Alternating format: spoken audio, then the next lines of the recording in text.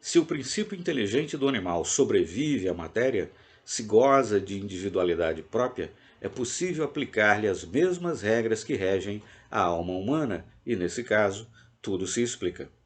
Por meio do Espiritismo, comprovamos experimentalmente a necessidade da reencarnação da alma humana e a lei de continuidade, que temos apontado nos seres vivos, nos permite crer que a alma animal está sujeita à mesma exigência.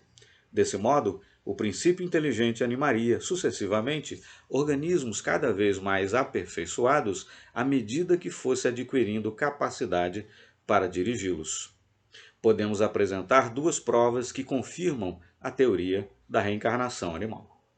Os monistas, que negam a existência da alma como realidade distinta do organismo, notemos bem, recorreram a hipóteses, a afirmativas sem provas, quando se viram diante de certos fenômenos inexplicáveis, mediante as simples propriedades da matéria.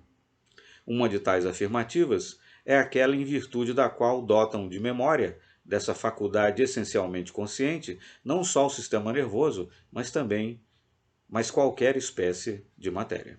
Eles, que tão amargamente censuram os espíritas pelo mau uso que supostamente fazem da metafísica, imaginando outra metafísica infinitamente menos compreensível que a de Platão, de Bossuet, de Descartes, mas deixemos que os fatos falem por si. Viana de Lima assim se expressa: a invencível repugnância, o horror instintivo, inconsciente, que ainda nos inspiram alguns animais inofensivos, ou cujo aspecto, pelo menos, deveria ser-nos indiferente, esse temor, essa repulsa inata, não podem explicar-se, em certos casos, senão pela herança ou memória orgânica.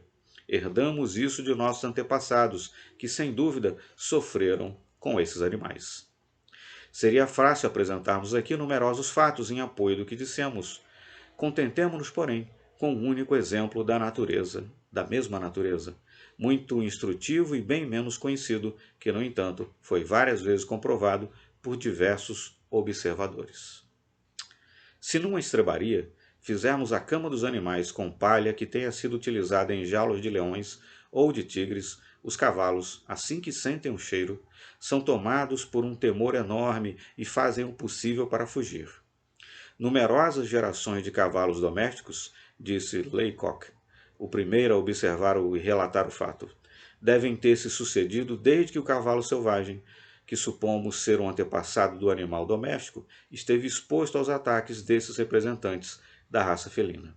E, no entanto, nossos cavalos, que há várias gerações vêm nascendo em cocheiras, podendo-se afirmar que não têm qualquer experiência individual do perigo, sendo que muitos nem sequer viram tais feras, nossos cavalos, dizíamos, reconhecem até o cheiro dos terríveis inimigos dos seus remotos ancestrais. As mesmas causas produzem os mesmos efeitos. Os animais domésticos são os mesmos seres que antigamente viveram em estado selvagem, e o odor das feras desperta-lhes no invólucro fluídico a lembrança do sofrimento e da morte entre os dentes e as garras daqueles carniceiros. Daí o seu terror. No homem, o movimento instintivo de repugnância que ele sente por certos animais, como os répteis, provém das camadas mais profundas do seu eu. São as sensações experimentadas pelo ser humano em sua passagem pela série animal.